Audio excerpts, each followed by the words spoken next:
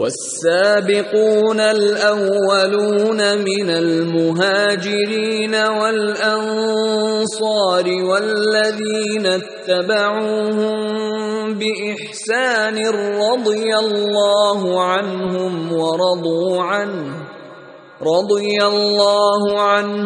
ورضوا عنه وأعد لهم جنات. اور سیدنا عثمان کی نیکیوں میں ایک بہت بڑا احسان، بہت بڑی نیکی یہ تھی کہ قرآن کی خدمت کرتے ہوئے پوری امت کو ایک قرآن پہ اکٹھا کر دیا. اسلام کے خلاف جھوٹے پروپیگنڈا کرنے والوں، جو اسلام کافر مظلوم کی بددعا سے اپنے ماننے والوں کو ڈرا رہا ہے، وہ کسی نان مسلم کا ناحق خون بہانے کی اجازت دے گا؟ اور وہ کہا کرتے تھے بلوائیوں سے کہ میں جب تک خلیفہ نہیں بنا تھا، عرب کے اندر سب سے زیادہ جانوروں کا مالک، اونٹوں، گھوڑوں، بکریوں کا مالک میں تھا، اور اب یہ حال ہے کہ میرے پاس صرف 2 اونٹ ہیں جو میں نے اپنی ذاتی خدمت کے لیے نہیں، صرف اللہ کے گھر کی زیارت کے لیے رکھے ہوئے ہیں. تو یہ اعتراض کرنے والے کہ امیر عثمان نے اپنی ذات کے لیے چراگاہ بڑھا لی تھی، جھوٹ بولتے ہیں. وہ چراگاہ بیت المال کے جانوروں کے لیے خاص تھی، نہ کہ امیر عثمان کی ذات کے لیے. امیر المؤمنین عمر نے جب عمیر بن سعد انصاری کو معزول کر دیا اور ان کی جگہ گورنر امیر معاویہ کو مقرر کر دیا، تو لوگوں نے کہا دیکھو عمر نے یہ کیا، عمیر کو معزول کر کے معاویہ کو والی بنا دیا. تو جس کو معزول کیا گیا تھا عمیر، وہ عمیر انصاری رضی اللہ عنہ کہنے لگے لا تذکروا معاویہ الا بخیر. اے لوگو، معاویہ کے بارے میں اپنی زبان کو جب بھی حرکت دو تو خیر اور بھلائی کے ساتھ دو.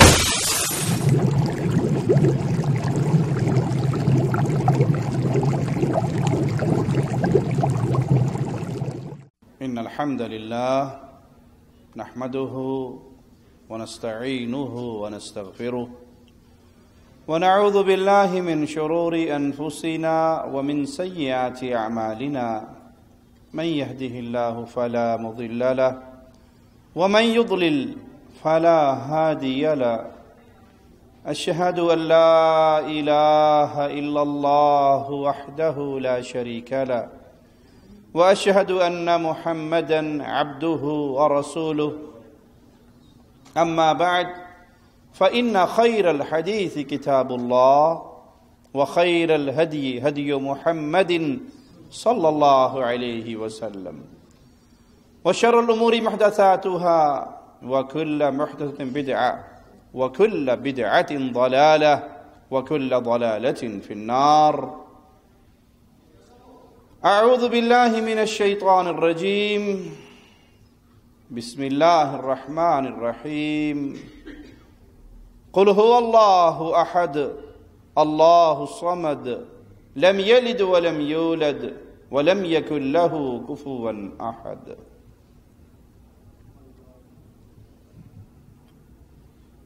دشمنان اسلام، نبی کریم صلی اللہ علیہ وسلم کے صحابہ کے دشمن، انہوں نے ہمیشہ سازشوں کا سہارا لیا،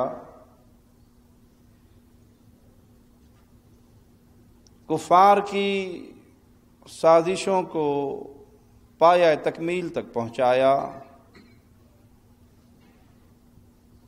مسلمانوں کے درمیان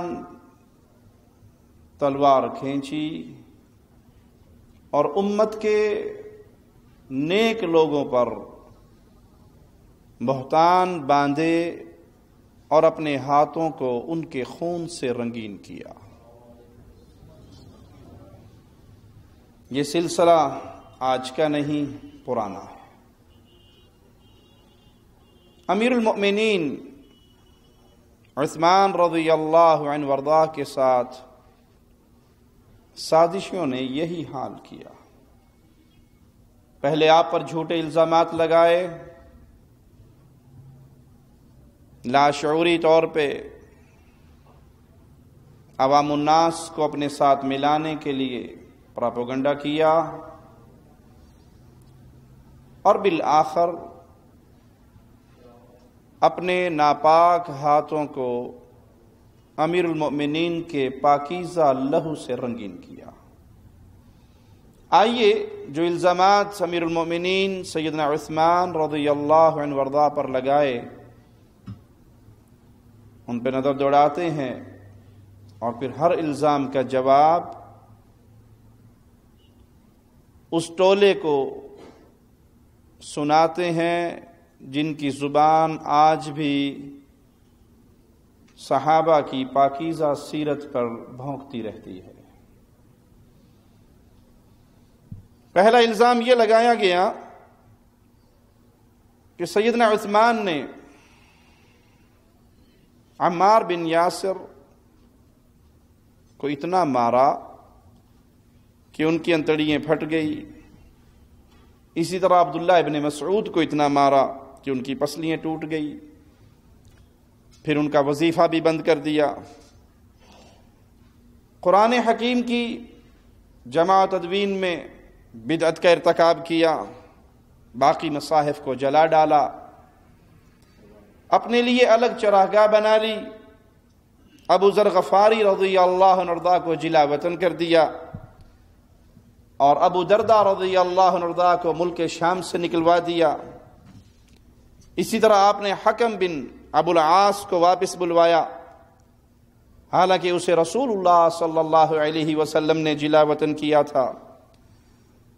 سیدنا عثمان پر الزامات ظالموں کے جاری و ساری ہیں، اور ان میں سے ایک یہ کہ آپ نے نبی کریم صلی اللہ علیہ وسلم کی سنت کو، سفر میں قصر کی سنت کو باطل قرار دے دیا، اس کو ختم کر دیا۔ معاویہ بن ابو سفیان، عبداللہ بن عامر، مروان بن حکم، ولید بن عقبہ ان کو گورنر بنایا، حالانکہ یہ ولید بن عقبہ تو فاسق آدمی تھا۔ آپ نے مروان بن حکم کو افریقیہ کے مال غنیمت میں سے 5واں حصہ خمس وہ دے دیا۔ امیر عمر لوگوں کو درے سے مارتے تھے اور امیر عثمان نے ایک چھڑی تیار کروائی، اس سے مارا کرتے تھے۔ اللہ کے نبی صلی اللہ علیہ وسلم منبر پر جس سیڑھی پہ کھڑے ہو کے خطبہ دیا کرتے تھے، ابو بکر و عمر رضی اللہ عنہما اس سے نیچے والی سیڑھی پہ کھڑے ہوتے تھے، لیکن عثمان اللہ کے نبی صلی اللہ علیہ وسلم والی سیڑھی پہ کھڑے ہو کر خطبہ دینے لگے۔ عثمان نہ تو غزوہ بدر میں شریک ہوئے اور جنگ احد میں بھی بھاگ گئے، بیعت رضوان کے وقت بھی غائب تھے۔ آپ نے عبید اللہ بن عمر کو ہرمزان کے قتل کے بدلے قتل نہ کیا، اور یہ وہی شخص تھا جس نے ابو لؤلؤ کو خنجر دے کر امیر عمر کے قتل کی پلاننگ کی تھی۔ ابو لؤلؤ تو ایک پتا تھا جو کھیلا گیا، اس کے پیچھے تو یہی مجرم تھا، یہی مجوسی تھا۔ ایک اور اعتراض کہ آپ نے عبداللہ بن ابی سرق کی طرف ایک خط لکھ کر اپنے غلام کے ہاتھ صدقے کے اونٹ پر اس کو روانہ کیا، اور اس خط میں یہ لکھا کہ یہ لوگ جب تمہارے پاس پہنچیں جن کے نام اس خط میں موجود ہیں ان سب کو قتل کروا دینا۔ یہ اعتراضات ظالموں نے کیے، سیدنا عثمان کی پاکیزہ سیرت پر بدنما داغ لگانے کی جھوٹی، ناکام، نامراد کوشش کی۔ آئیے اب ان اعتراضات کو پرکھتے ہیں اور اس کی حقیقت کو دیکھتے ہیں۔ یہ تمام کے تمام اعتراضات جو سیدنا امیر عثمان رضی اللہ عنہ وارضاہ پر کیے گئے سند کے اعتبار سے باطل ہیں، من گھڑت جھوٹی کہانیاں ہیں، متن کے اعتبار سے بھی باطل ہیں اور سند کے اعتبار سے بھی باطل ہیں۔ پہلا اعتراض یہ تھا کہ عمار بن یاسر کو اتنا مارا کہ ان کی انتڑیاں پھٹ گئیں۔ عقل اگر سلامت ہو تو سوال، عمار کو اتنا مارا کہ انتڑیاں پھٹ گئی تو عمار رضی اللہ عنہ زندہ کیسے رہے؟ بندے کی انتڑیاں پھٹ گئی تو معاملہ ختم۔ امیر عمر رضی اللہ عنہ کو جب زخمی کیا گیا تو ان کی انتڑیاں پھٹ گئی تھی، دودھ پلایا تو انتڑیوں کے ذریعے باہر نکل گیا، تو طبیب نے کہا کہ وصیت کیجئے، اب آپ کا وقت قریب آ گیا ہے۔ اگر عمار کو اتنا مارا گیا رضی اللہ عنہ کہ ان کی انتڑیاں پھٹ گئی تو پھر وہ زندہ کیسے رہے؟ اسی طرح عبداللہ ابن مسعود کو مارنے والی بات، یہ سب تاریخ گو، قصہ گو لوگوں کی بنائی ہوئی باتیں ہیں جو کسی صحیح سند سے ثابت نہیں۔ جہاں تک معاملہ ہے کہ قرآن حکیم کو جمع کرنے کے معاملے پر سیدنا عثمان پر الزامات لگائے گئے کہ آپ نے بدعت کا ارتکاب کیا، حقیقت میں امت اسلامیہ پر عثمان کے احسانوں میں اور سیدنا عثمان کی نیکیوں میں ایک بہت بڑا احسان، بہت بڑی نیکی یہ تھی کہ قرآن کی خدمت کرتے ہوئے پوری امت کو ایک قرآن پہ اکٹھا کر دیا۔ یہ بدعت نہیں تھی، یہ ان کی برائی نہیں تھی، ظالموں نے اس نیکی کو بھی برائی بنا کے پیش کیا۔ حقیقت کیا ہے کہ یہ امت اسلامیہ پر عثمان کے احسانوں میں ایک بہت عظیم احسان ہے۔ پہلے اس کو جمع کیا، پھر پوری امت کو اس پہ اکٹھا کیا، تو حقیقت میں وہ جو قرآن حکیم کی حفاظت کا الہی وعدہ تھا وہ عثمان کے ذریعے اللہ نے پورا کروا دیا۔ ہوا کیا، جنگ یمامہ جو کہ 11 ہجری میں مسیلمہ کذاب سے ہوئی، اس میں بہت زیادہ صحابہ شہید ہوئے۔ ختم نبوت کے مسئلے کے دفاع پر صحابہ کی ایک جماعت شہید ہوئی۔ ساری زندگی کے جہاد اگر دیکھے جائیں نبوی دور کے تو اتنے صحابہ شہید نہیں ہوئے جتنے مسیلمہ کذاب کے خلاف لڑتے ہوئے، عقیدہ ختم نبوت کا دفاع کرتے ہوئے صحابہ نے اپنی جانیں قربان کی۔ آج بعض لوگ اس مسئلے کو چھوٹا بنا کر پیش کرنا چاہتے ہیں، کیا حرج ہے اگر قادیانیوں کو مسلمان مان لیا جائے؟ کیا حرج ہے اگر انہیں احمدی مسلمان مان لیا جائے؟ بھائی وہ احمدی نہیں ہے، غلام احمد قادیانی وہ قادیانی ہیں۔ قادیانی اپنے ایک نئی نبی کو ماننے کی وجہ سے ایک نئی امت ہے۔ کوئی عیسائی یہودی قوم کا پروٹوکول لینا چاہے، یہودی برداشت کریں گے؟ کیا کہیں گے کہ تم عیسیٰ پر ایمان لے کر آئے، جو عیسیٰ ایک نئے نبی تھے، ہمارے بعد ایک نئی امت بن گئی، اب تم عیسائی بن کر جیو، یہودیوں والے پروٹوکول نہیں لے سکتے۔ سمجھ آئی بات؟ عیسائیت کے بعد، عیسیٰ علیہ السلام کے بعد کس کی نبوت کا دور شروع ہوا؟ محمد الرسول اللہ صلی اللہ علیہ وسلم کا۔ اب جو عیسائی مسلمان ہو گئے یا بت پرست مسلمان ہو گئے یا نان مسلم مسلمان ہو گئے، وہ کس امت میں شامل ہوئے؟ امت محمدیہ میں۔ عیسیٰ علیہ السلام کو مانتے ہیں ہم، عیسیٰ علیہ السلام کو مانتے ہیں، موسیٰ علیہ السلام کو مانتے ہیں، لیکن محمد صلی اللہ علیہ وسلم کے آنے سے ان کی نبوتیں ختم ہو گئی اور ہم ایمان لے آئے محمد الرسول اللہ صلی اللہ علیہ وسلم پر، تو ہم ایک نئی امت بن گئے۔ ہم نہ عیسائیوں والا پروٹوکول لیں گے اور نہ یہودیوں والا، مسلم ہیں، نئے نبی ہیں ہمارے اور نئی امت ہے ہم۔ اب جو مسلمان بن کے زندہ رہے گا اسے مسلمان والا پروٹوکول ملنا چاہیے، اور جو یہ کہے کہ محمد صلی اللہ علیہ وسلم کے بعد پھر ایک مرزا غلام احمد قادیانی نبی بن کر آیا، تو پھر آپ نے محمد صلی اللہ علیہ وسلم کے بعد ایک اور نئے نبی کو مان لیا نا، تو آپ ایک نئی امت بن گئے۔ اب قادیانی بن کر جیو، مسلم بن کر نہیں۔ آپ مسلمانوں والا پروٹوکول نہیں لے سکتے۔ آپ کون سا لوگے؟ نیا نبی کا دعوے دار ہو تو نئی امت کہلاؤ۔ احمدی مسلمان بننے کے چکر میں ہیں کہ ہمیں عبادت خانے کو مسجد کا لقب دیا جائے۔ احمدیوں کی عبادت گاہ مسجد نہیں بن سکتی، مسجد صرف مسلمانوں کی ہوتی ہے، کفار کی نہیں۔ تم کافر ہو، تم نے ایک نئے نبی کو مان کر عقیدہ ختم نبوت کا خون کیا ہے، تو نئے نبی کے نام پہ، نئی امت کے نام پہ جیو، تمہیں کوئی مسلمان کچھ نہیں کہے گا۔ آج یہ جھوٹا پروپیگنڈا کرتے ہیں، مسلمان ہمیں مارتے ہیں، مسلمان یہ سب بکواسات ہیں۔ تمہارے ساتھ کلیش مسلمانوں کا کیا ہے کہ تم نے نئے نبی کو مانا ہے، نئی امت بنے ہو، تو نئی امت بن کے جیو، اقلیتوں کے حقوق مسلمان ملکوں میں رہ کر لو، کوئی نہیں روکے گا۔ لیکن تم کلمہ ایک نئے نبی کا پڑھو، نبوت کسی نئے کی مانو، اور پروٹوکول مسلمانوں والا لینا چاہو، تو مسلمان جب تک زندہ رہیں گے تمہارے اس خواب کو کبھی شرمندہ نہیں ہونے دیں گے۔ تو ختم نبوت کے دفاع کے لیے صحابہ کی ایک عظیم تعداد، بڑی تعداد شہید ہوئی، اور یہ تعداد، ان میں سے اکثریت شہید ہونے والے قرآن حکیم کے حافظ تھے۔ ابو بکر صدیق رضی اللہ عنہ نے زید بن ثابت کو بلوایا، اور سیدنا عمر بھی ان کے پاس موجود تھے۔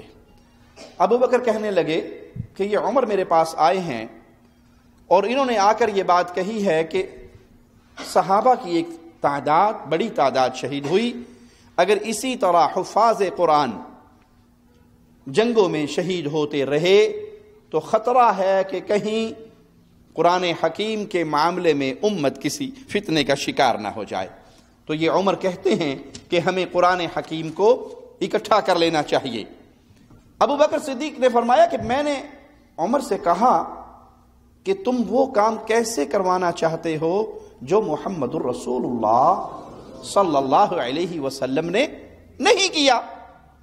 تو عمر کہنے لگے کہ ابو بکر، اے نبی کے خلیفہ، یہ تو بہت بڑی نیکی ہے کہ اگر ہم اس کلام الہی کو جمع کر جائیں، امت آزمائش سے بچ جائے، یہ اللہ کا کلام محفوظ ہو جائے، یہ بہت بڑی نیکی ہے۔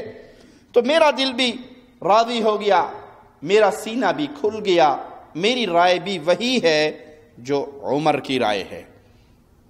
اے زید، تم ایک سمجھدار ہو، عالم ہو، جوان ہو، یہ ڈیوٹی میں تمہارے ذمہ لگاتا ہوں کہ تم کلام الہی کو اکٹھا کرو۔ سیدنا زید کہتے ہیں، اللہ کی قسم، اگر ابو بکر و عمر مدینے کے پہاڑوں میں سے کوئی ایک پہاڑ مجھے اپنے سر پہ اٹھانے کا حکم دیتے تو وہ کام ہلکا ہوتا، قرآن جمع کرنے والا کام بڑا بھاری تھا۔ اگر مجھے کہتے کہ فلاں پہاڑ اپنے سر پہ اٹھا لو تو میں لگ جاتا اس کام میں، اور وہ کام مجھے ہلکا لگتا، معمولی لگتا، اس ذمہ داری کے مقابلے پر کہ مجھے یہ کہا گیا کہ قرآن حکیم جو لکھا ہوا موجود ہے، اور سیدنا زید بھی لکھا کرتے تھے، مختلف صحابہ کے پاس اس کی آیات موجود ہے، اس کو اکٹھی ایک کتابی شکل میں جمع کیا جائے۔ سیدنا زید نے فرمایا کہ میں نے عرض کی، اے امیر المؤمنین، آپ وہ کام کیسے کریں گے جو کام رسول اللہ صلی اللہ علیہ وسلم نے نہیں کیا؟ وہی اعتراض جو ابو بکر صدیق نے کیا تھا امیر عمر کے سامنے، وہی سیدنا زید نے بھی دہرایا۔ تو عمر کہنے لگے، زید، اللہ کی قسم، یہ بہت بڑی نیکی ہوگی، اگر ہم اللہ کے کلام کو اکٹھا کر جاتے ہیں یہ بہت بڑی نیکی ہوگی، یہ بہت بڑا عمل ہوگا۔ پھر عمر مجھے سمجھاتے رہے، مسئلے کو واضح کرتے رہے، یہاں تک کہ اللہ نے میرے سینے کو بھی کھول دیا۔ جس طرح ابو بکر کا سینہ کھل گیا اور وہ اس رائے پر متفق ہو گئے، زید فرماتے ہیں کہ پھر مجھے بھی عمر نے اتنی بار یہ مسئلہ دہرایا میرے سامنے، مجھے سمجھایا کہ اللہ نے میرا سینہ بھی کھول دیا، اور پھر میں قرآن حکیم کی صورتوں کو، آیات کو تلاش کرنا شروع کر دیا۔ کسی کے پاس کھجور کی چھال پہ لکھی بھی ملی، کسی کے پاس تختیوں پہ لکھا ہوا ملا، سفید پتھر کی باریک سلیٹوں پہ لکھا ہوا ملا، کسی کے سینے سے میں نے لیا، یہاں تک کہ سارا کا سارا قرآن حکیم جمع ہو گیا۔ اور سورۃ توبہ کی آخری آیات، لقد جاءکم رسول من انفسکم عزیز علیہ ما عنتم حریص علیکم بالمؤمنین رؤوف الرحیم فإن تولوا فقل حسبی اللہ لا الہ الا ہو علیہ توکلت وہو رب العرش العظیم۔ آخر سورت تک یہ آیات مجھے ابو خزیمہ انصاری رضی اللہ عنہ وارضاہ کے پاس سے ملی۔ چنانچہ قرآن حکیم کے یہ نسخے ترتیب دیے گئے اور یہ نسخے ابو بکر صدیق رضی اللہ عنہ کے پاس رہے۔ آپ کی وفات کے بعد یہ نسخے امیر عمر کے پاس آ گئے رضی اللہ عنہ، اور امیر عمر کی شہادت کے بعد یہی نسخے، یہی صحیفے مومنوں کی ماں حفصہ سلام اللہ علیہا رضی اللہ تعالی عنہا، ان کے پاس کے نسخے رہے۔ پھر حذیفہ بن یمان امیر المؤمنین امیر عثمان کے پاس آئے۔ ان دنوں خلیفہ راشد سیدنا عثمان رضی اللہ عنہ وارضا آذربائیجان کی فتح کے سلسلے میں مصروف تھے۔ حذیفہ نے عرض کی امیر المؤمنین، اس سے پہلے کہ امت مسلمہ بھی یہودیوں اور نصرانیوں کی طرح اللہ کی کتاب میں اختلاف کرنا شروع کر دے، آپ اس کی خبر لیں۔ لوگ اختلاف کر رہے ہیں، میری قرات ٹھیک ہے، وہ کہتا ہے میری قرات ٹھیک ہے۔ حذیفہ کہتے ہیں امیر المؤمنین، کہیں مسلمان بھی یہود و نصارہ کی طرح اختلاف کا شکار نہ ہو جائیں، اس مسئلے کو حل کیجئے۔ تو پھر امیر عثمان نے سیدہ حفصہ سلام اللہ علیہا کو پیغام بھیجا، اور وہ صحیفے جو سیدنا زید کی نگرانی میں جمع ہو چکے تھے وہ منگوائے، اور پھر اس کے نسخے کروا کے اسے کتابی شکل بنا کر ان کو واپس کر دیے، اور مسلمانوں کے اندر ان نسخوں کو تقسیم کر دیا۔ یہ ڈیوٹی سیدنا عثمان نے کس کی ذمہ لگائی؟ زید بن ثابت، عبداللہ بن زبیر، سعد بن عاص، عبد الرحمن بن حارث رضی اللہ عنہم، ان کو حکم دیا۔ انہوں نے ان کی کاپیاں تیار کی، مزید نسخے تیار کیے، اور اللہ کا وہ وعدہ سچا ہوا جو مالک نے اپنی کتاب میں امت کو سنایا تھا، اِنَّا نَحْنُ نَزَّلْنَا الذِّكْرَ وَإِنَّا لَهُ لَحَافِظُونَ، اس ذکر کو ہم نے نازل کیا ہے اور اس کے محافظ بھی ہم ہیں۔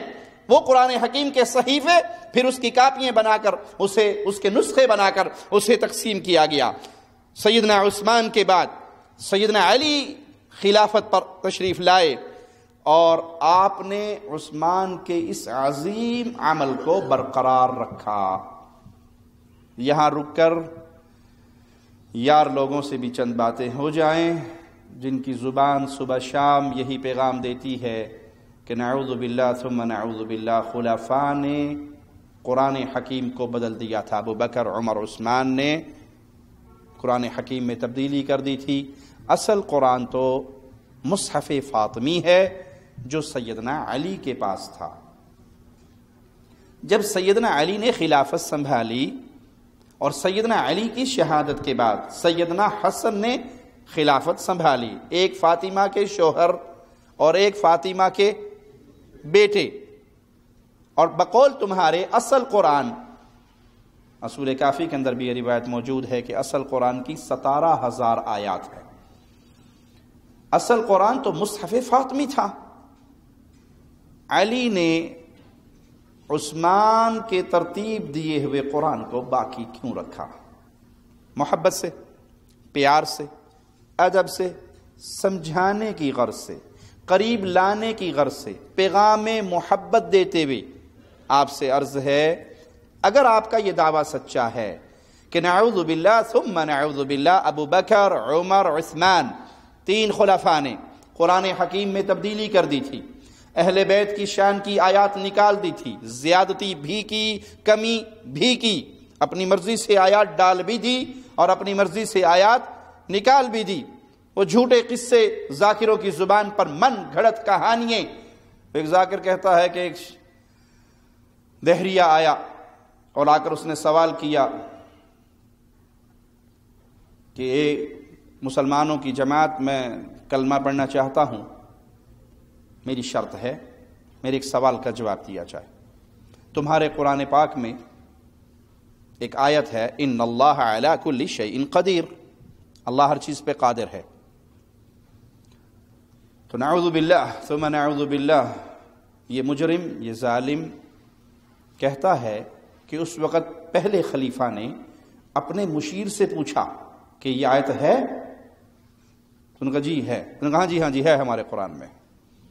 ابو بکر صدیق کو اتنی آیت بھی نہیں آتی تھی، اور اس پر مجمع نے بھرپور طریقے سے داد دی۔ یہاں پر بعض ان سوئے ہوئوں کو جگانا بھی ضروری سمجھتا ہوں۔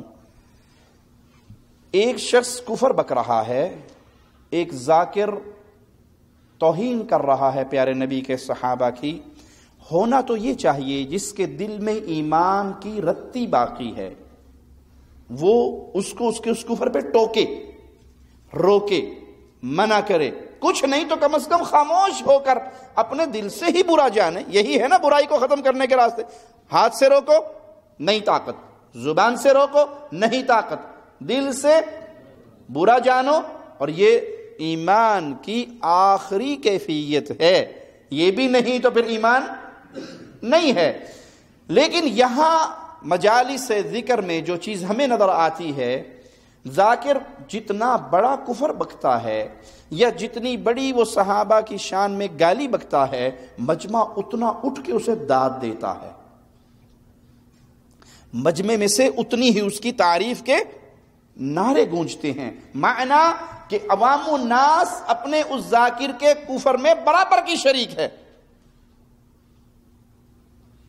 جو یہ کہتے ہیں کہ نہیں جی ہاتھ تھوڑا رکھیا کرو، اس نے جو کفر بکا مجمع نے اٹھ کے داد دی اس کے کفر پہ، وہ راضی تھے یا ناراض تھے؟ اگر وہ ناراض ہوتے تو اسے روکتے ٹوکتے کہ تجھے یہ جرت کہاں سے ملی کہ تم مسلمانوں کے خلیفہ کے خلاف زبان دراز کرے، ابو بکر صدیق کو گالی دے، ان کی شان میں اشارے کنائے سے گستاخی کرے۔ تو جب اس نے کہا کہ اس نے مشیر سے پوچھا جی کوئی ایسی آیت ہے؟ انہوں نے کہا جی بالکل ہے۔ تو مجمع نے بھرپور طریقے سے داد دی کہ پہلے خلیفے کو تو اتنی سی آیت بھی نہیں آتی تھی۔ انہوں نے کہا جی سوال کیا ہے؟ کہا سوال یہ ہے کہ جب یہ آیت قرآن پاک میں ہے کہ اللہ ہر چیز پہ قادر ہے، تو کیا اللہ اپنے جیسا اللہ بنانے پر بھی قادر ہے؟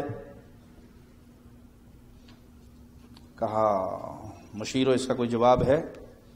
مشیروں نے کہا جی 3 دن کا ٹائم لے لیں، ہم سوچ کے جواب دیں گے۔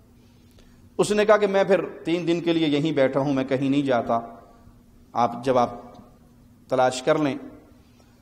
3 دن کے بعد آ کر پوچھتا ہے جی جواب؟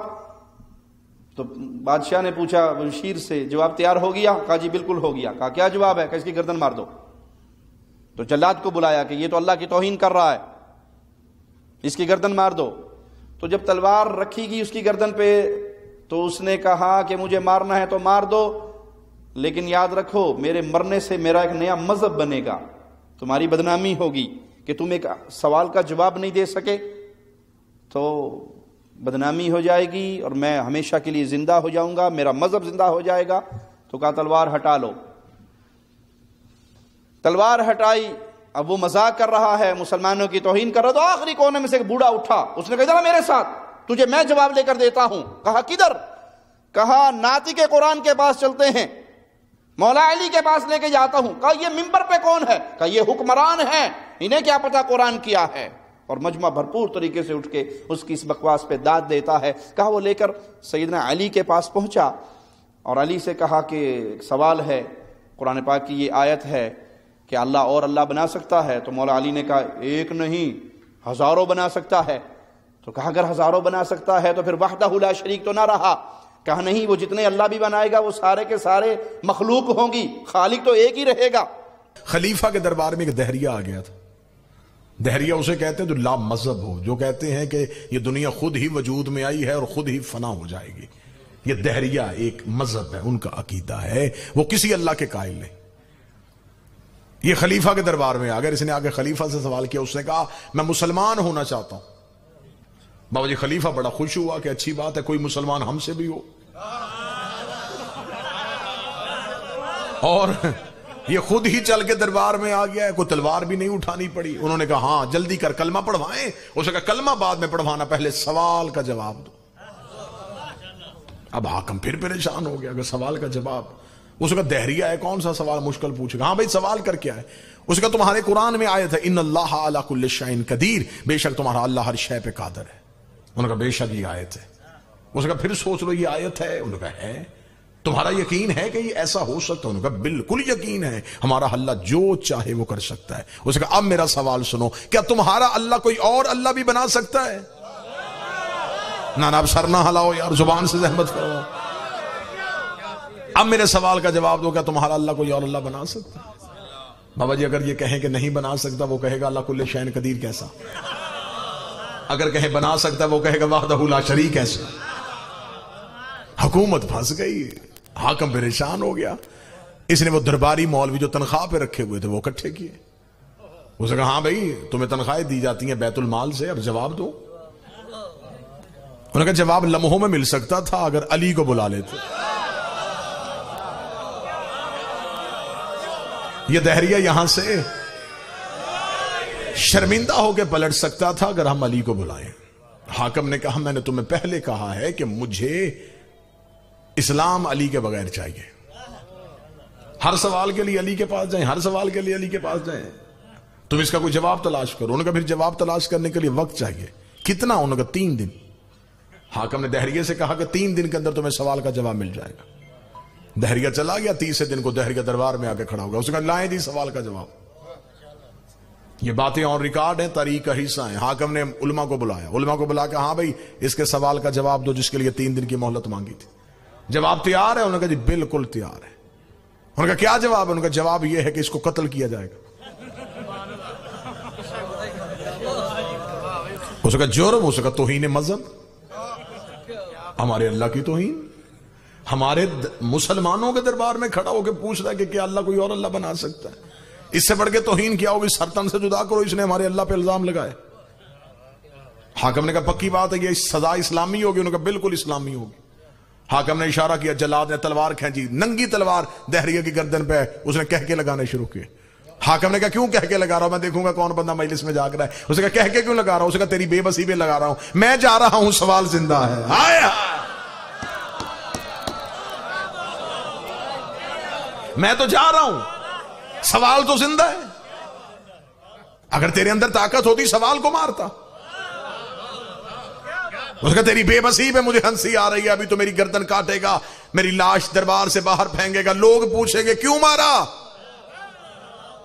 تو وجہ بتائے گا, وہ وجہ ایک سے دوسرے کے تیسرے کان میں جائے گی. یہ وجہ اتنی پھیل جائے گی کہ میرا سوال ایک دن مذہب بن جائے گا.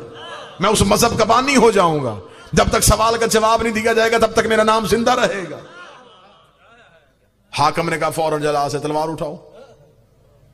اب مارے تو پھر مرتے, چھوڑے تو پھر مرتے. واللہ با خدا مجھے ممبر کے تقدس قسم دونوں طرف سرکار باب الحوائج کا علم ہے. یہ باتیں ہسٹری کا حصہ ہیں. درباری علماء سے کہا گیا کسی طریقے سے دہریے کو واپس بھیجو. انہوں نے کہا پھر ایک ہی طریقہ ہے, آیت قرآن سے واپس لے لیتے. ان اللہ علی کل شیء قدیر کی آیت کو قرآن سے واپس لے لیتے اور کہہ دیتے ہیں یہ آیت قرآن کا حصہ نہیں. ادھر قرآن کی حرمت پہ چھری چلنے لگی. یہ دربار کے کونے سے بڑھا اٹھ کے کھڑا ہو گیا, اسے دہریے کی کلائی پہ ہاتھ رکھا, آ تجھے اس کے پاس لے کے جاؤں جو وارث قرآن. دہریے نے پلٹ کے اس بوڑھے کا چہرہ دیکھا تو اس کی داڑھی میں نور کی تاریں تھی. اس نے اپنی جھکی ہوئی کمر کو سیدھا کیا تو سینے میں منا اہل بیت کا تمغہ لگا ہوا تھا. آگے آگے سلمان چلا, پیچھے پیچھے دہریہ چلا. سلمان اپنی نظروں سے صراط مستقیم کے رستے تعین کرتا ہوا دہلیز امیر المومنین کی جانب بڑھا. امیر المومنین کا دروازہ آیا, سلمان نے سر سجدے میں رکھا, اپنی ریش کو علی کی دہلیز کے ساتھ مس کیا.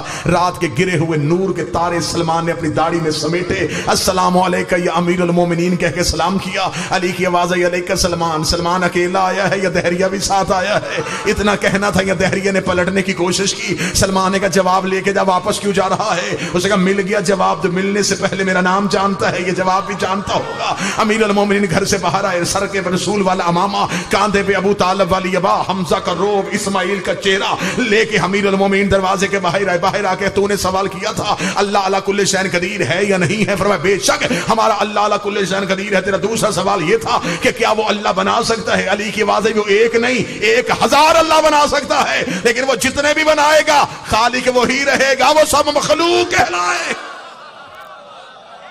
خالق تو وہی رہے گا نا. اس طرح کے من گھڑت قصے سنا کر تم جھوٹ پھیلاتے ہو پیارے نبی صلی اللہ علیہ وسلم کے سب سے عظیم صحابی کے خلاف.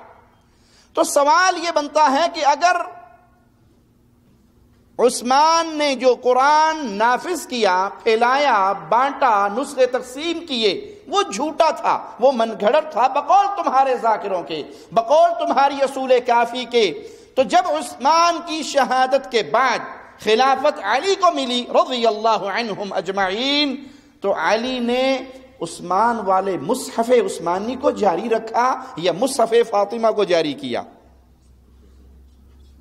کوئی ایک روایت صحیح آپ پیش نہیں کر سکتے کہ سیدنا علی نے مصحف عثمانی کو چھپا دیا ہو اور مصحف فاطمہ کو جاری کر دیا ہو، تو اگر یہ جرم پہلے 3 خلیفہ کا تھا قرآن کو بدلنے کا، تو تبدیل شدہ قرآن کو ویسے باقی رکھنا جرم ہے یا نہیں؟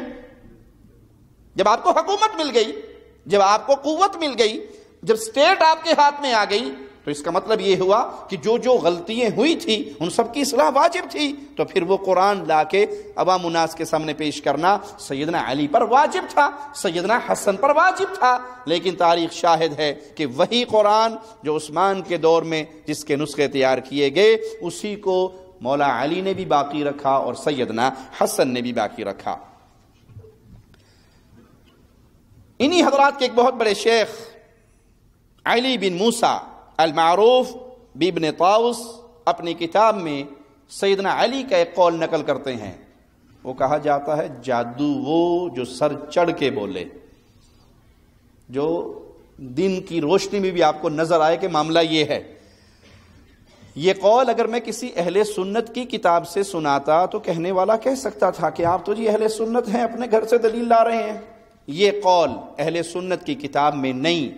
اس قول کو نقل کرنے والا علی بن موسیٰ المعروف بابن طاؤس، وہ اپنی کتاب میں نقل کرتا ہے کہ علی نے کہا ایھا الناس اللہ اللہ ایاکم والغلو فی امر عثمان، اے لوگو اللہ سے ڈرو، اللہ کی کبریائی کا خیال رکھو، امیر المؤمنین عثمان کے بارے میں غلو سے بچو اور ان کے بارے میں اپنی اس بات سے باز آ جاؤ کہ وہ قرآن کو جلانے والا تھا۔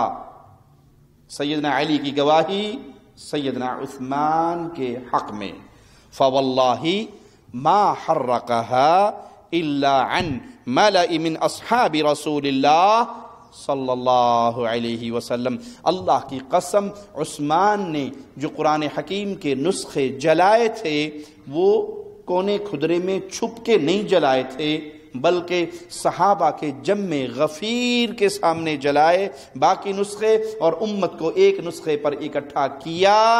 کسی ایک صحابی نے بھی عثمان کے اس عمل پر اعتراض نہیں کیا۔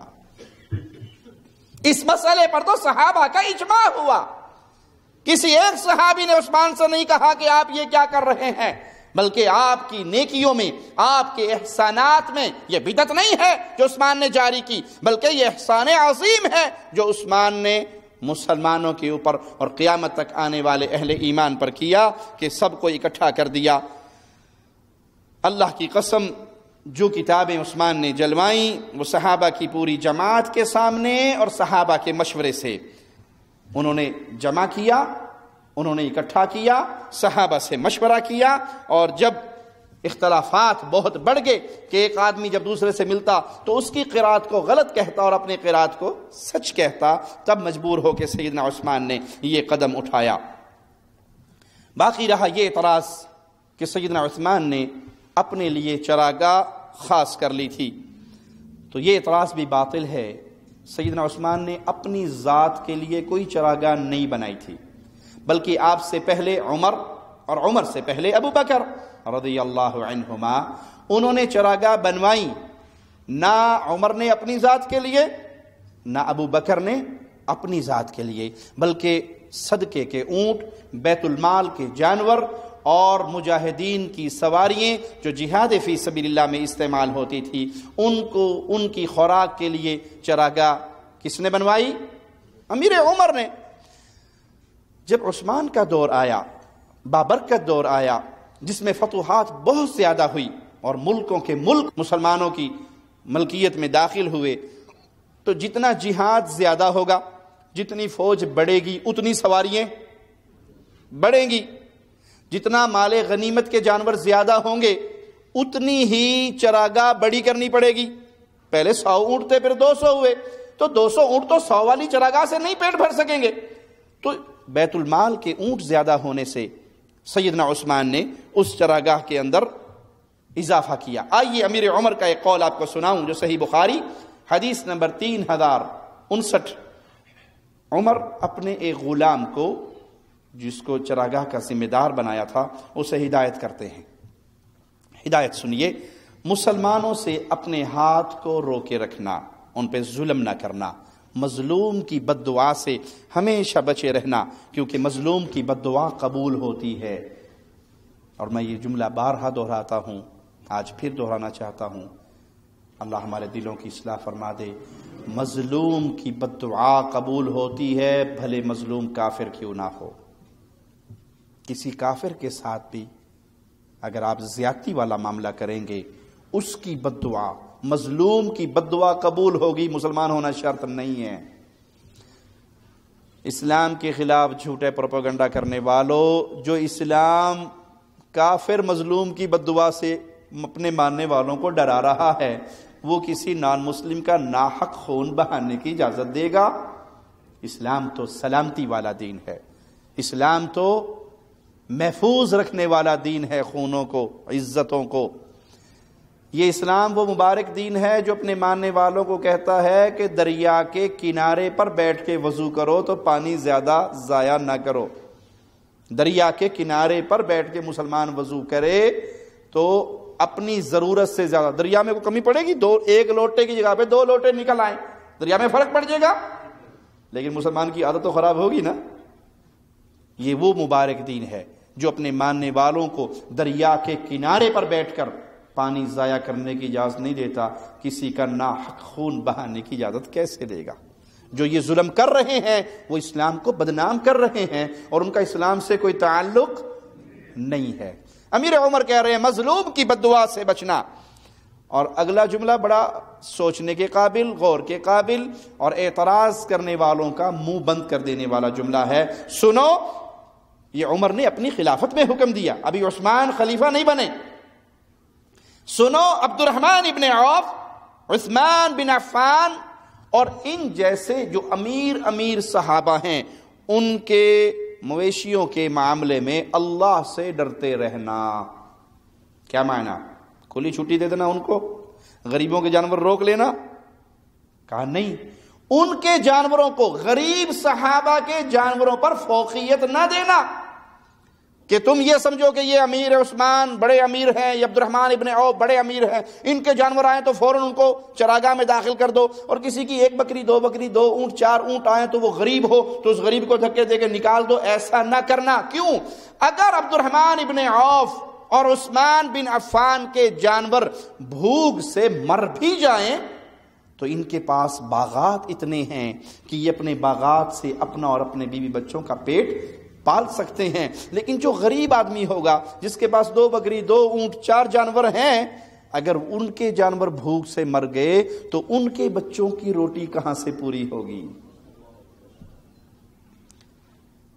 جہاں امیر عمر کی عدالت نظر آ رہی ہے یہاں پہ، وہاں امیر عثمان کی امارت بھی نظر آ رہی ہے کہ خلافت سنبھالنے سے پہلے امیر عثمان کے اتنے جانور تھے، اتنی بکریاں تھی، اتنے اونٹ تھے کہ وہ مدینہ کی بستی میں سماتے نہیں تھے، ان کے لیے الگ انتظام کیا جاتا تھا۔ امیر عثمان وہ امیر ترین آدمی تھے کہ جس کے 5000 زر خرید غلام تھے۔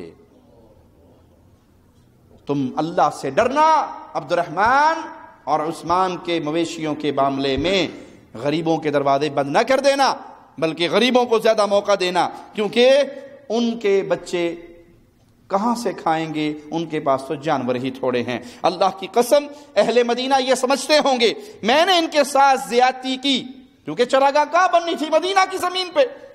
عمر کہہ رہے ہیں اہل مدینہ یہ سمجھتے ہوں گے میں نے ان کے ساتھ زیادتی کی ان کی زمینیں لے کے۔ اللہ کی قسم اگر وہ گھوڑے نہ ہوتے جن پر مجاہدین کو سوار کروا کے میں اسلام کے جہاد کے عمل کے لیے روانہ کرتا تو میں ان کے علاقوں میں سے ایک بالشت زمین بھی چراگاہ نہ بناتا۔ جس طرح امیر عمر نے بیت المال کے مویشیوں میں اضافہ ہونے کی وجہ سے چراگاہ کو وسیع کیا، اسی طرح امیر عثمان نے ابو بکر و عمر کی سنت پہ چلتے ہوئے چراگاہ میں اضافہ کیا، کیونکہ فتوحات بڑھ گئی اور جانور بڑھ گئے۔ لیکن جب امیر عثمان خود خلیفہ بنے، انہوں نے اپنے جانوروں کو، اپنے غلاموں کو اللہ کے راستے میں کیسے قربان کیا کہ ان کے پاس 2 اونٹ باقی تھے، اور وہ کہا کرتے تھے بلوائیوں سے کہ میں جب تک خلیفہ نہیں بنا تھا عرب کے اندر سب سے زیادہ جانوروں کا مالک، اونٹوں، گھوڑوں، بکریوں کا مالک میں تھا، اور اب یہ حال ہے کہ میرے پاس صرف 2 اونٹ ہیں جو میں نے اپنی ذاتی خدمت کے لیے نہیں، صرف اللہ کے گھر کی زیارت کے لیے رکھے ہوئے ہیں۔ تو یہ اعتراض کرنے والے کہ امیر عثمان نے اپنی ذات کے لیے چراگاہ بڑھا لی تھی، جھوٹ بولتے ہیں۔ وہ چراگاہ بیت المال کے جانوروں کے لیے خاص تھی، نہ کہ امیر عثمان کی ذات کے لیے۔ 5واں اعتراض کہ انہوں نے ابو ذر غفاری کو جلا وطن کیا، یہ بھی جھوٹ پر مبنی ہے۔ امیر عثمان نے ایسا ہرگز نہیں کیا، بلکہ ابو ذر غفاری رضی اللہ عنہ وارضاہ نے بذات خود مقام ربضہ پر جا کر تنہائی اختیار کرنے کو پسند کیا، اور امیر المؤمنین نے ان کی یہ درخواست قبول کر لی، ان کی اس خواہش کا احترام کیا، اور ان کو تکریم کرتے ہوئے ان کے آرام کی ضرورت کی تمام چیزیں دے کر انہیں روانہ کیا۔ خود نہیں نکالا، لیکن اللہ کے نیک ترین ولی، انتہائی زاہد و عابد، انتہائی عبادت گزار ابو ذر غفاری، انہوں نے اس جگہ کو خود اپنے لیے پسند کیا۔ امیر عثمان نے ان کو اجازت دی اور ان کی تکریم کی اور ان کو سامان سے نواز کر بھیجا۔ ملک شام اور دمشق کے گورنر امیر معاویہ اور ابو درداء کے درمیان کچھ تلخ کلامی ہو گئی۔ ابو درداء رضی اللہ عنہ جو نہایت زاہد و عابد اور وہاں کے فاضل قاضی تھے، وہ اپنے معاملے میں کچھ ایسی سختی کیا کرتے تھے جس طرح امیر عمر کے دور میں سختی ہوا کرتی تھی۔ اب کچھ لوگ ایسے جو نئے نئے مسلمان ہوئے، وہ اس سختی کو برداشت نہیں کر سکتے تھے، تو امیر معاویہ رضی اللہ عنہ نے امیر عثمان کو یہ معاملہ لکھ بھیجا اور ان کو معزول کر دیا۔ وہ وہاں سے معزول ہونے کے بعد مدینہ تشریف لے آئے۔ کسی کو معزول کرنا اس کی شان میں گستاخی نہیں ہے، وگرنہ امیر عمر نے خالد ابن ولید کو معزول کیا تھا، تو کیا خالد ابن ولید کی شان میں کمی ہو گئی تھی؟ کسی کو معزول کر دینا کسی کے عہدے سے، یہ شان میں، یہ ان کے اوپر کوئی الزامات لگا کر نہیں کیا، نہیں، بلکہ ان کو معزول کیا۔ تو یہ کام امیر عمر نے بھی کیا، اور کس عظیم صحابی کے ساتھ کیا جسے سیف اللہ کا لقب ملا تھا، خالد ابن ولید، معزول کیا۔ اسی طرح امیر عثمان نے اگر ان صحابی کو معزول کیا تو ان میں ان کی شان میں کوئی کمی نہیں۔ امیر المؤمنین عثمان پر اعتراض یہ کہ انہوں نے حکم بن ابو العاص کو واپس بلا کر خلاف شریعت کام کیا۔ یہ بات بالکل غلط اور جھوٹ پر مبنی ہے۔ اصل حقیقت کیا ہے؟ اصل حقیقت یہ ہے کہ سیدنا عثمان نے رسول اللہ صلی اللہ علیہ وسلم سے آپ کی زندگی میں اس شخصیت کو واپس بلانے کی اجازت مانگی تھی، اور رسول اللہ صلی اللہ علیہ وسلم نے حکم کو واپس آنے کی اجازت دے دی تھی۔ پیارے نبی کی وفات کے بعد جب خلافت ابو بکر صدیق کے کندھوں پر آئی تو امیر عثمان نے جا کر اس درخواست کو ان کے سامنے رکھا کہ رسول اللہ صلی اللہ علیہ وسلم نے حکم کو واپس آنے کی اجازت دے دی تھی، اس کو واپس بلایا جائے۔ تو ابو بکر صدیق نے کہا کہ گواہ پیش کیجئے آپ اپنے اس کلام پہ کہ آپ کو اجازت ملی، کوئی آپ کے پاس گواہ ہے تو گواہ دیجئے۔ تو امیر عثمان کے پاس گواہ نہیں تھا۔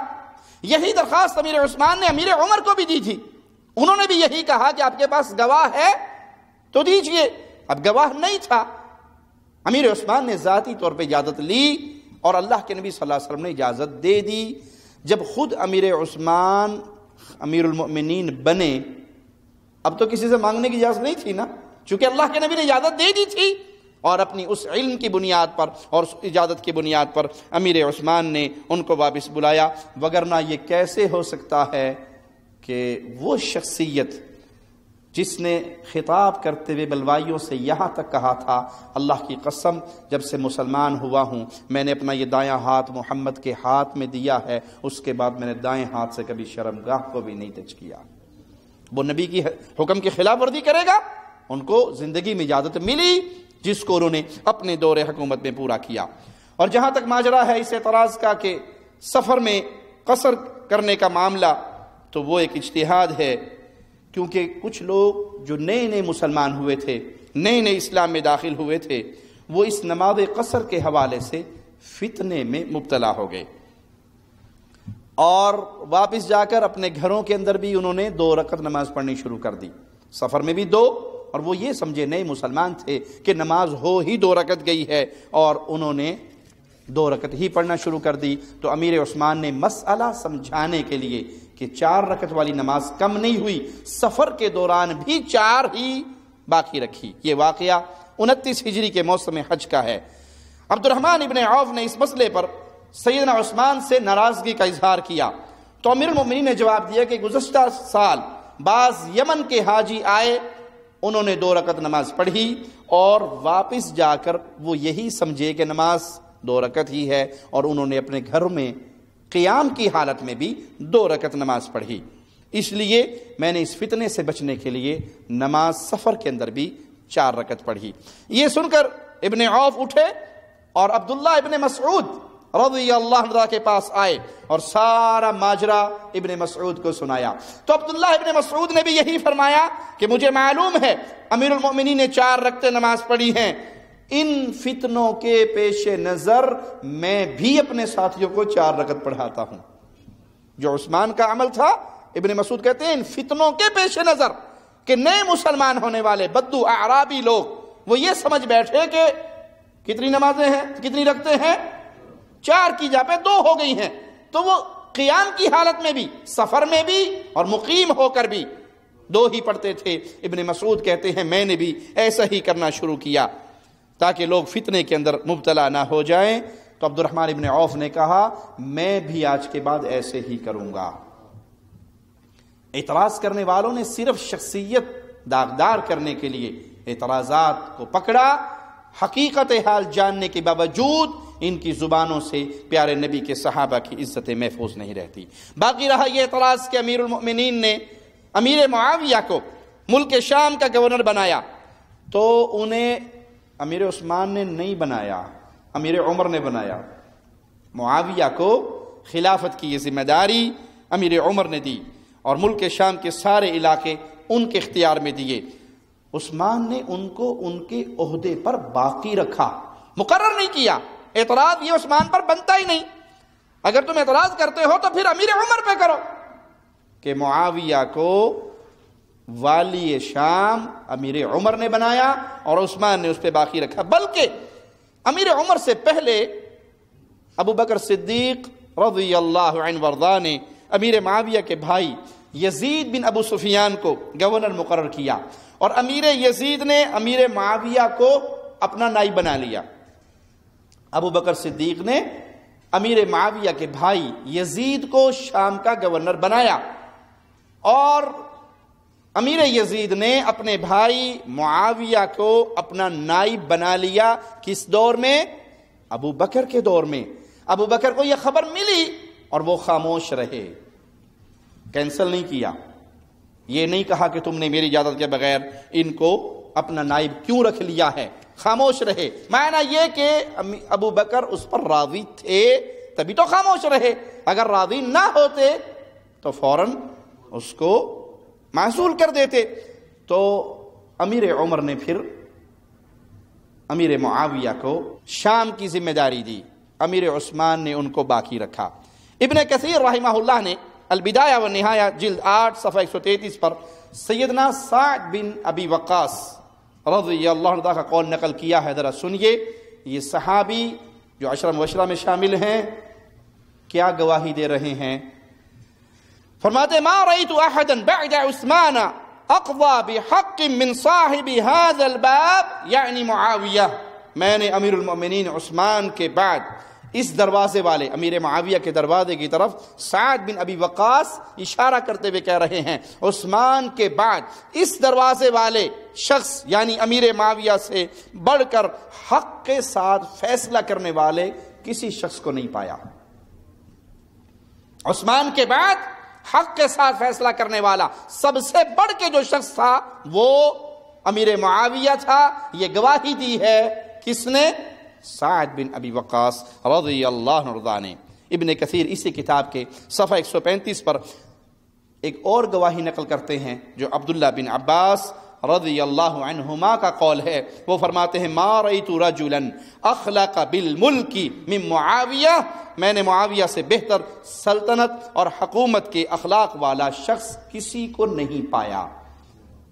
عبداللہ ابن عباس بھی امیر معاویہ کے حق میں گواہی دے رہے اور سعد بن ابی وقاص بھی امیر معاویہ کے حق میں گواہی دے رہے۔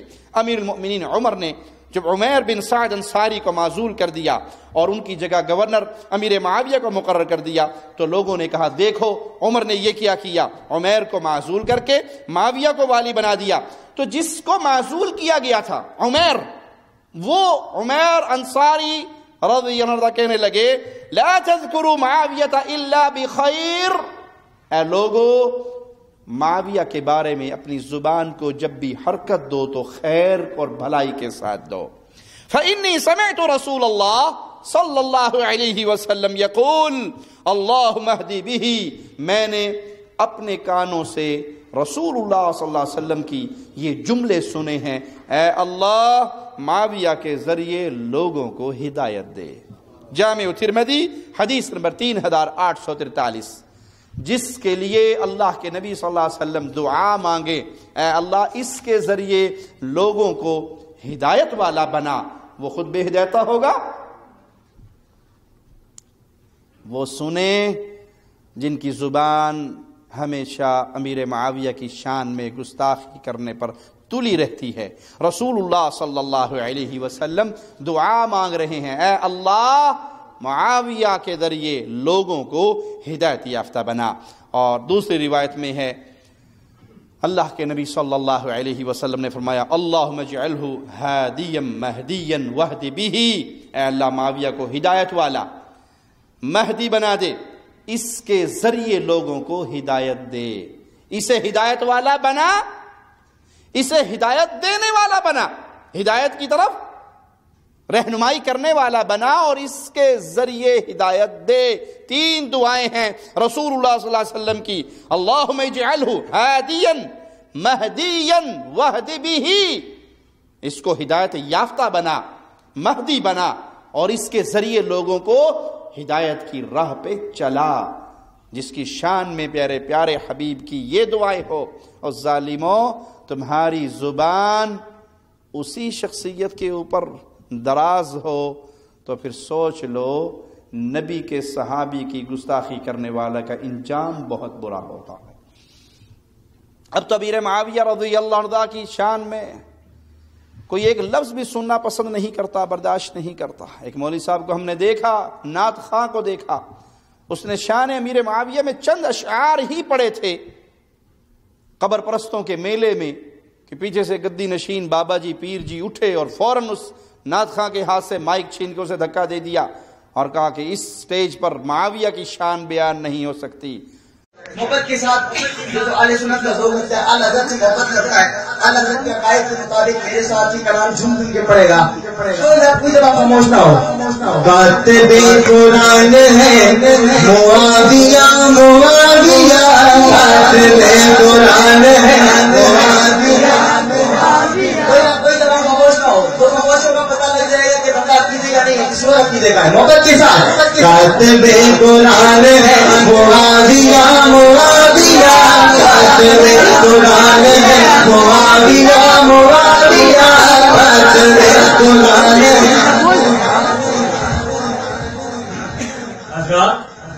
آپ جیسا کہ جانتے ہیں یہ سنیوں کی شرافت ہے۔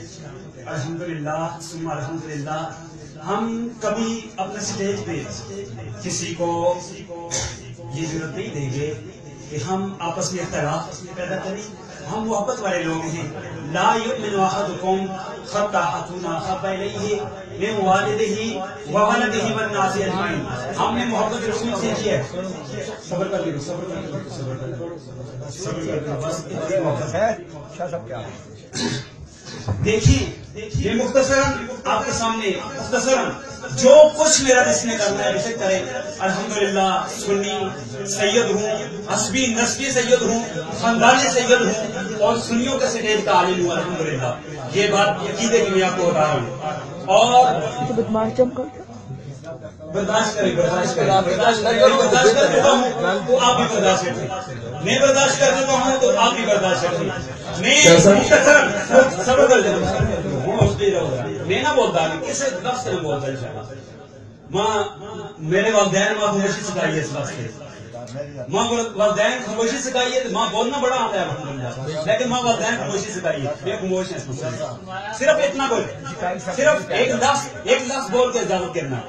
اگر اتنے کسی کے والد کا کوئی بندہ گالیاں دینا ہوئے تو برداشت کر نہیں برداشت کر رکھتا, نہیں برداشت کر رکھتا. میرے والد نے جس 84 سال گالیاں دیتے ہیں میں برداشت کر کے انسان. میرے والدین جس مولا علی بھی گالیاں دیتی ہیں, نبیاں بھی گالیاں دیتی ہیں, فاطمہ بھی گالیاں دیتی ہیں, حسن و حسینہ بھی گالیاں دیتی ہیں, میں کتوں برداشت کر رکھتا.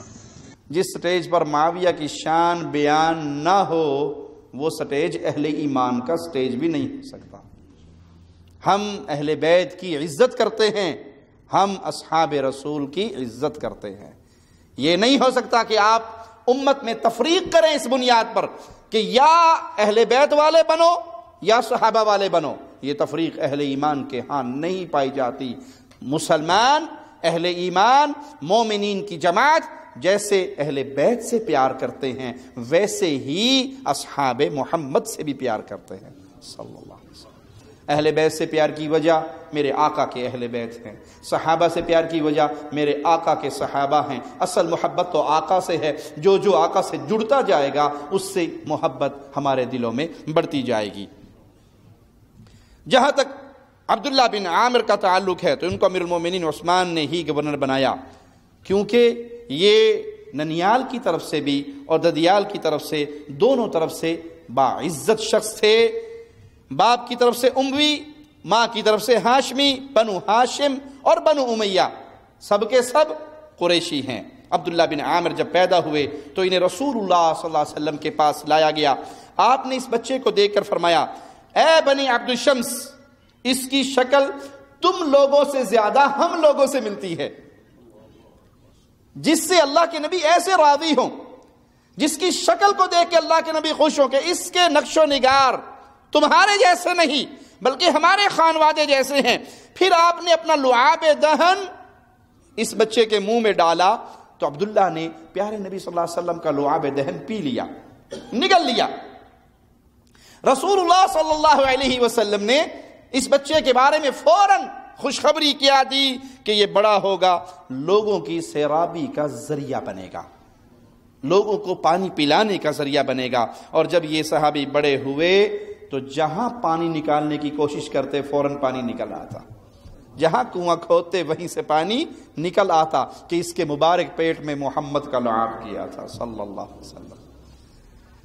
اور یہاں ہم یہ بات بھی کہہ دیں جو ہمارے خلاف اکثر عوام الناس کے اندر پروپیگنڈا کی جاتی ہے کہ اہل توحید رسول اللہ صلی اللہ علیہ وسلم کے تبرکات کو نہیں مانتے. یہ جھوٹ ہے.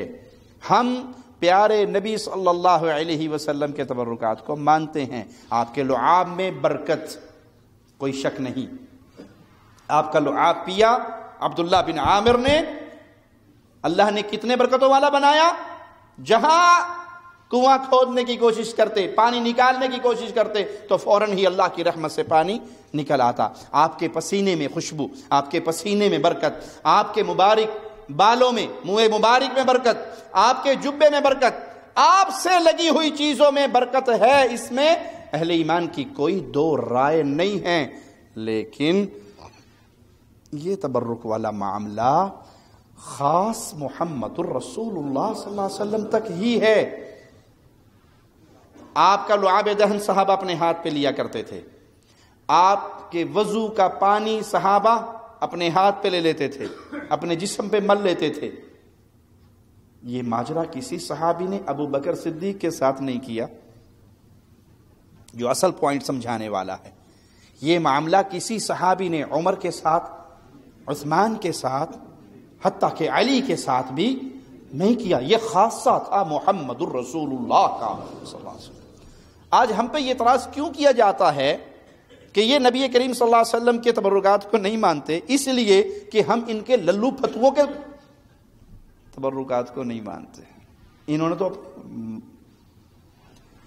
چند دن پہلے یہ کلپ دیکھا, ایک پیر صاحب بیٹھے ہوئے, ایک بی بی اس کے پاؤں دھو کر پی رہی. میں نے کہا اپنے خاوند کے کبھی تو نے ہاتھ دھو کے نہیں پیے، غیر مردوں کے تجھے پاؤں دھونے نصیب ہوئے۔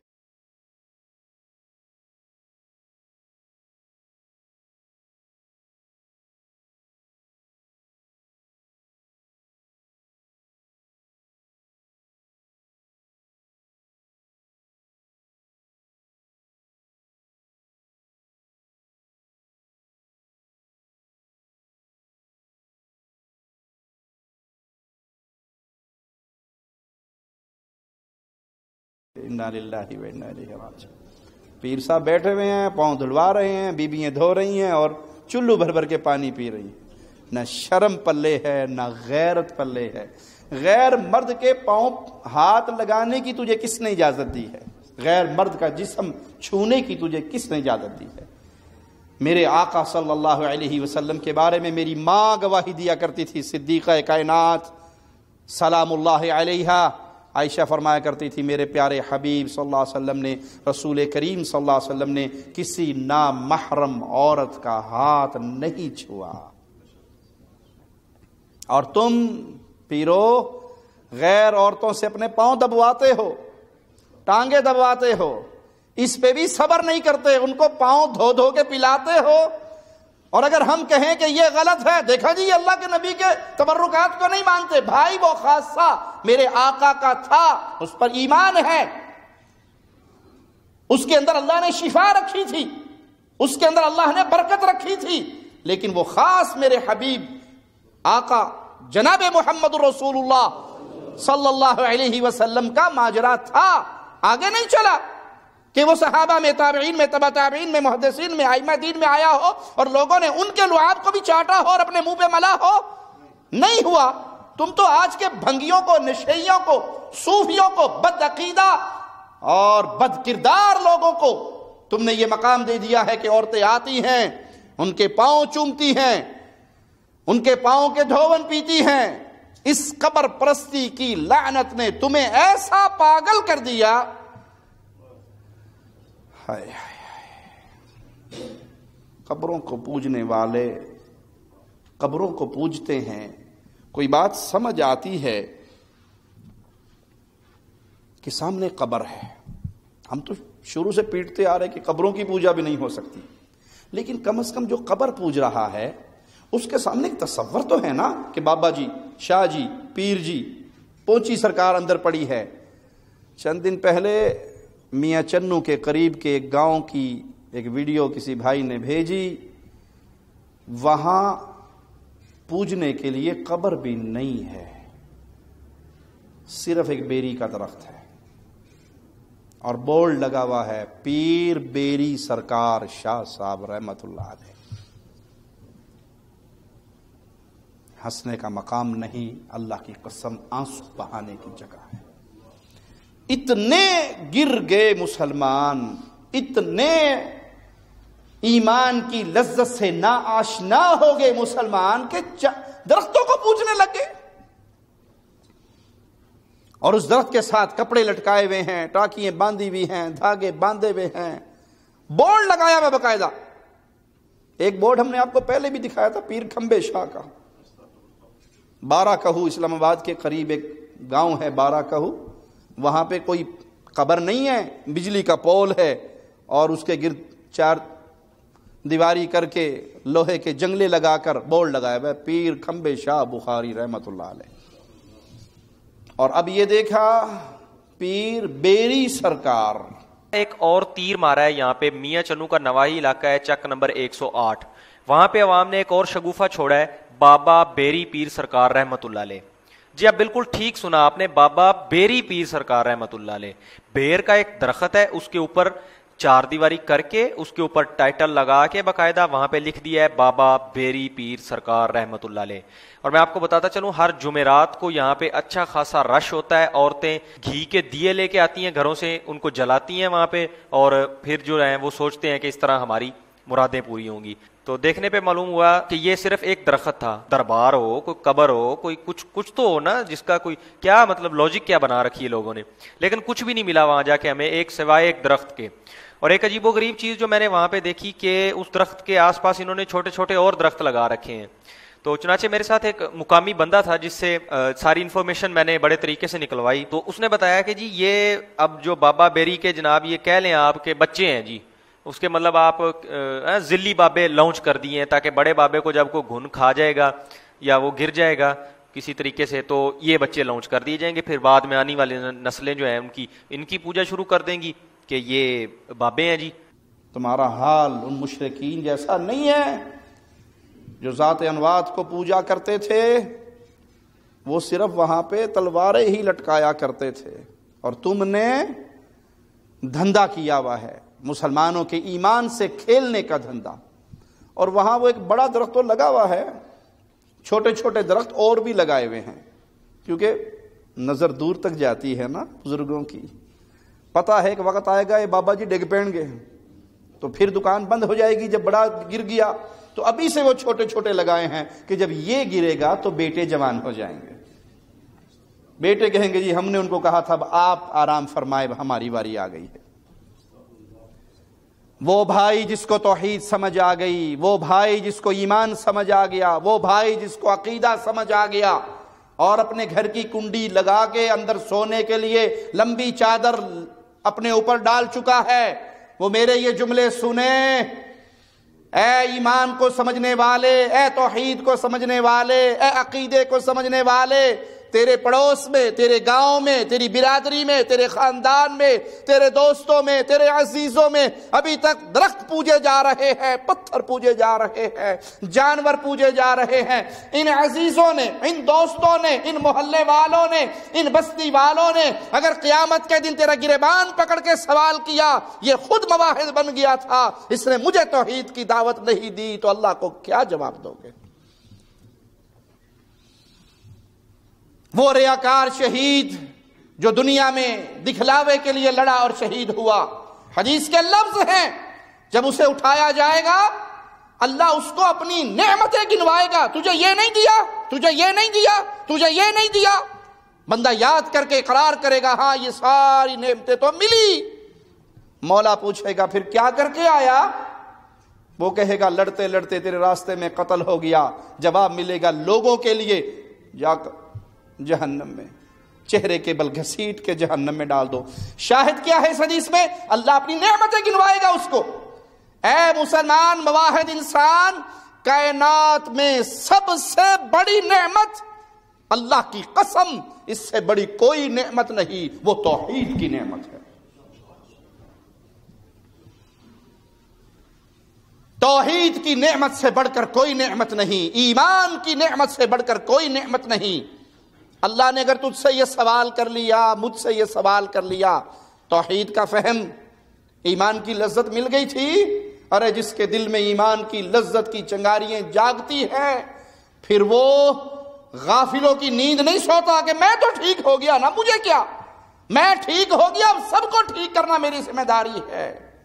اہل شرک پھیلانے کے لیے اپنی زندگی کے ہر وسیلے کو استعمال کر رہے ہیں. اے موحدو, قرض ہے تمہارے سر پہ. یہ بیری پوجنے والے, یہ کھمبے پوجنے والے, یہ قبریں پوجنے والے, یہ درخت پوجنے والے, یہ پتھر پوجنے والے, یہ جانور پوجنے والے, قرض ہے تمہارے سر پہ. تم نے کتنوں کو روک روک کر اللہ کی توحید کا پیغام دیا. کوئی مانے یا نہ مانے اس سے ہمارا کوئی لینا دینا نہیں. نوح علیہ السلام 950 سال اپنی قوم کو پکارتے رہے. دعوت قومی لیلا و نہارا, راتوں کو پکارا, دنوں کو پکارا. مانے نہ مانے ہمارا معاملہ نہیں, کم از کم کہہ تو سکو گے اللہ اس چچا کو, اس ماموں کو, اس سسر کو, اس خالو کو, اس پھپھا کو, اس بستی والوں کو, اپنی قوم والوں کو, اپنے سسرال والوں کو, اپنے رومیٹ کو, اپنی تاجر برادری کو, اپنے دوستوں کو قولوا لا الہ الا اللہ کا پیغام دیتا رہا. ایک اللہ کو داتا مانو, ایک اللہ کو رازق مانو, ایک اللہ کو مشکل کشا مانو, ایک اللہ کے لیے سجدے, رکوع, طواف, نظر, نیاز, خوف, امید, بھروسے, توکل, ساری عبادت ایک اللہ کے لیے کرو. یہ پیغام دیتے رہو, آوازہ لگاتے رہو. آپ کے ذمہ آوازہ لگانا ہے, لیکن اگر دنیا کے مفادات کی وجہ سے آپ نے توحید کا آوازہ چھوڑ دیا تو پھر سمجھ لو قیامت کے دن نجات بڑی مشکل ہوگی. اے اللہ, تجھے تیرے پیارے ناموں کا واسطہ ہے مولا, ہمیں جب تک زندہ رکھنا، ایمان کا داعی بنا کر رکھنا، توحید کا داعی بنا کر رکھنا، لا الہ الا اللہ کا پیغام پھیلانے والا بنا کر رکھنا۔ اللہ ہمیں ایسی زندگی نہ دینا جس زندگی میں ہم مفادات کی راہ میں بہہ کر کمپرومائز کے راستے پہ چل پڑیں اور تیری توحید کے پیغام کو چھوڑ دیں۔ اللہ ایسی زندگی دینا آخری سانس تک بھی زبان سے ایک ہی جملہ نکلے، لا الہ الا اللہ۔